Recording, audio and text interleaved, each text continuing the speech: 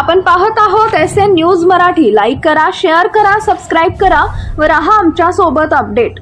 नमस्कार, मी मुख्याधिकारी सांगोला नगर परिषद डॉक्टर सुधीर गवळी। आपण पाहतोय की मागच्या 3 दिवसापासून सांगोला शहरामध्ये आणि सांगोला तालुक्यामध्ये एकंदरीतच पूर्ण राज्यामध्ये खूप पावसाचं प्रमाण वाढलेलं आहे आणि सांगोला शहरामध्ये देखील पाण्याचं प्रमाण वाढत चाललेलं आहे।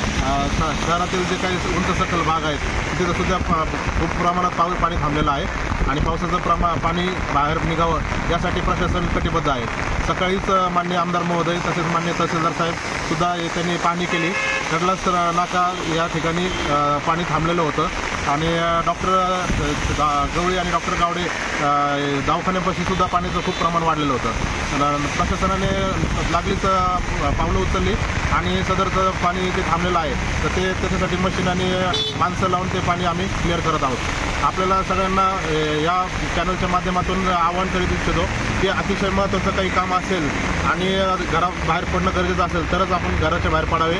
आता भारतीय हवामान खात्याने सुद्धा येलो अलर्ट आणि ऑरेंज अलर्ट दिलेला आहे। पुढील 48 तास सुद्धा पावसाचं प्रमाण अशाच प्रमाणात वाढतच राहणार आहे। तर त्याच्यामुळे नागरिकांनी त्यांच्या आरोग्याची काळजी घ्यावी, कुठल्याही अफवांवर विश्वास ठेवू नये आणि कुठेही जरी काही अडचण आली तरी प्रशासनाला तात्काळ आपण संपर्क करावा। आपल्या आरोग्याची काळजी घ्यावी आणि अतिशय आवश्यक असल्याशिवाय घराच्या बाहेर पडू नये। धन्यवाद।